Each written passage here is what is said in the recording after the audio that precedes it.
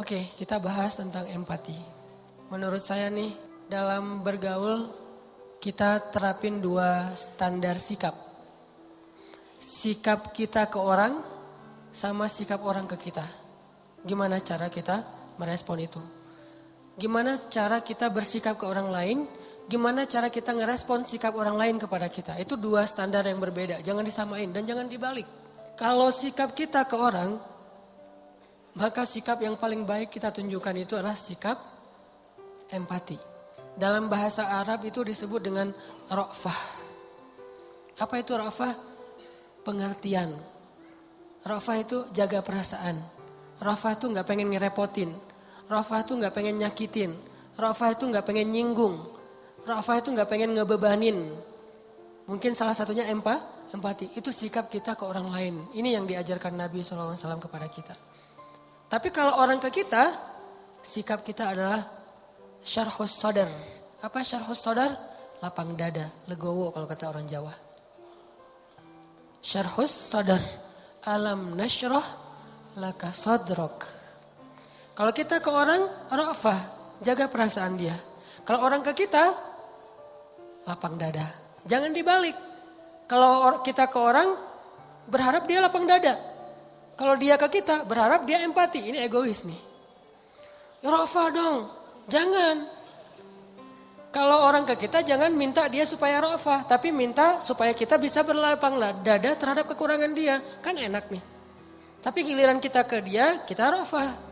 Tapi kalau dibalik, giliran orang ke kita, harusnya dia ra'fah sama saya Ustadz. Tapi dia tuh gak pengertian banget. Ini kebalik. Terus giliran kita ke orang lain, ya dia harusnya kan berlapang dada. Kan saya manusia biasa. Dibalik lagi. Sikap ini yang selama ini ketuker. Jadilah banyak chaos. Kita dengan pasangan, kita dengan teman kos-kosan, dengan teman kuliah, dengan dosen, dengan murid, dengan orang tua bahkan. Orang tua meminta anaknya supaya ra'fah kepada dia. Dan dia berharap anaknya juga lapang dada terhadap dirinya. Ini nih, anak juga kayak gitu ke orang tua, gak bisa. Makanya empati itu saya berharap gak bisa utuh kalau kita hanya bahas empati. Takutnya nanti kita berharap orang lain yang empati ke kita. Gak gitu, kita yang empati ke orang lain.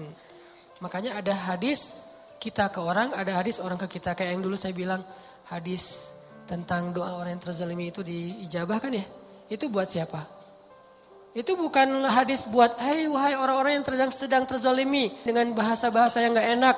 Bukan untuk mereka, untuk yang mutusin, lo yang menzalimi, doa orang yang terzalimi itu diijabah loh, hati-hati gitu.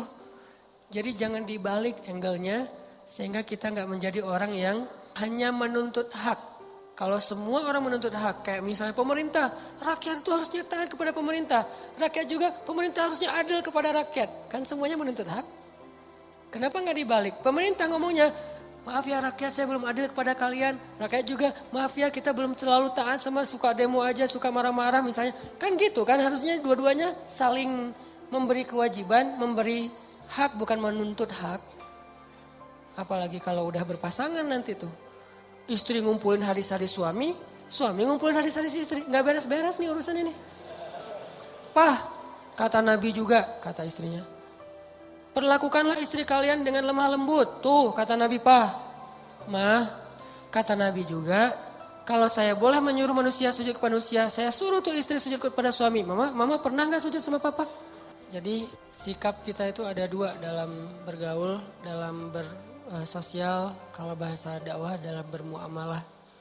Pertama sikap kita ke orang lain adalah ra'fah. Kalau ditanya dalil mah sebetulnya ada. Dan jelas banget di Al-Quran Allah menyebutkan pertama kalau di dalam surat Al-Qalam itu wa innaka la'ala khuluqin. Nabi Muhammad itu adalah teladan paling ideal dalam masalah muamalah. Akhlak paling ideal udah. Tinggal kita contohin aja gimana Nabi ke orang lain, gimana Nabi dari orang lain ke beliau. Kalau beliau ke orang lain disebutin oleh Allah di surat At-Taubah 128 tuh. Akhir surat At-Taubah. Bil mu'minina ra'ufun rahim. Nabi Muhammad itu kepada orang yang beriman. Ra'ufun. Ra'uf itu dari kata ra'fah. Ra'ufun dari kata ra'fah. Apa arti ra'fah? jaga perasaan orang banget, empati banget, pengertian banget. Itu kalau beliau ke orang lain. Saking pengertiannya Nabi ke orang lain, sampai-sampai Nabi itu sering jadi kayak ngeberatin diri sendiri. Jadi kayak korban gitu demi menjaga perasaan orang. Kalau ada sahabat bikin salah, Nabi nggak akan langsung negur beliau di depan umum. Negur orang itu di depan umum. Kan ini berarti kita dalam kehidupan sosmed kita kan, kalau misalnya ada postingan yang kayak gimana menurut kita keliru, jangan di komen negurnya, di DM. Tapi DM-nya nggak dibaca Ustadz, japri. Nggak di-read juga Ustadz, doa aja. Mudah-mudahan Allah gerakkan untuk membaca. Kalau nggak lewat siapa gitu, teman dekat, pokoknya jangan di depan umum deh. Itu kalaupun masukan kita benar. Jangan-jangan udah ramai di depan umum ternyata salah pula. Ini kan berarti kita kayak agak-agak konyol gitu kan ya. Kenapa? Karena kita nggak jaga perasaan orang lain. Jangan sampai kita terbiasa, walaupun sosmed itu kan terbuka ya, siapa aja bisa ya. Tapi tetap muslim, ada etikanya. Jangan sampai kita terbiasa dengan sosmed yang terbuka, akhirnya bebas, mau ngucapin apa aja. Sampai kata-kata yang gak pantas juga keluar. Tapi saya gak mau ngerespon yang kayak gitu-gitu, males. Jadi malah rame. Nah ini namanya empati. Jaga perasaan, pengertian sama apa orang lain rasain. Tempatkan diri kita, kalau saya diginiin nyaman gak ya? Nah kayak gitu. Ra'fah bil mu'minina ra'ufun rahim. Sangat menjaga perasaan. Jangankan perasaan manusia, Nabi perasaan hewan aja dijaga loh. Perasaan hewan, ya. Sampai ada hadis kalau di kitab Riyadhus Shalihin itu, larangan berbicara atau bercakap-cakap di atas kendaraan. Maksud kendaraan di situ hewan tunggangan. Dilarang dalam Islam itu, dua orang laki-laki sambil naik di atas hewan tunggangannya, terus hewannya berdiri aja nganggur, kita ngobrol gitu. Gak boleh dalam Islam. Kalau pengen ngobrol yang lama, apalagi ngopi-ngopi, udah aja turun dari hewan, biar hewan itu cari makan, istirahat dulu. Dia mungkin mau berebah atau ngapain gitu, ngelurusin kakinya apa, capek kan. Biarin dia istirahat. Jadi kita ngopi-ngopinya di bawah, jangan sampai ngopi-ngopi di atas, ngobrol terus nunjukin, oh ini ada masalah lagi trending topik. Tapi di atas hewan, hewannya kan bete di bawah. Ngapain sih kalian lama-lama amat, gua juga pengen makan atau ngapain gitu. Itu ada hadisnya, saking Nabi ra'fah. Dengan hewan aja ra'fah. Dengan tumbuhan, Nabi ra'fah. Kan dulu tuh Nabi kalau khutbah berdirinya di atas satu pohon korma nih. Kebenaran pohon kormanya kayak agak miring melintang gitu. Nabi berdiri di atas pohon korma untuk khutbah. Begitu kaum muslimin sudah mulai agak mampu nih, dibikinlah mimbar untuk Nabi yang sekarang di Raudhah tuh, dibikin mimbar sehingga Nabi khutbah tidak lagi berdiri di atas pohon korma. Maka pohon itu pun menangis. Nangis kayak anak bayi. Nabi maaf langsung turun dari mimbar, duduk lagi di atas pohon itu. Pohon itu diem. Manja banget kan pohon sama Nabi teh. Kira-kira istrinya gimana? Pohon aja gitu. Masya Allah ya sosok Nabi ya. Pohon aja pengen manja sama beliau, gimana istrinya? Kita, pohon aja malas didudukin sama kita. Malas banget.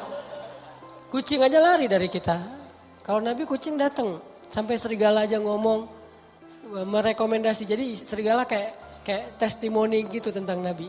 Serigala testimoni, kan dia, serigala ini kan binatang buas, tapi mentestimoniin Rasulullah SAW. Kenapa?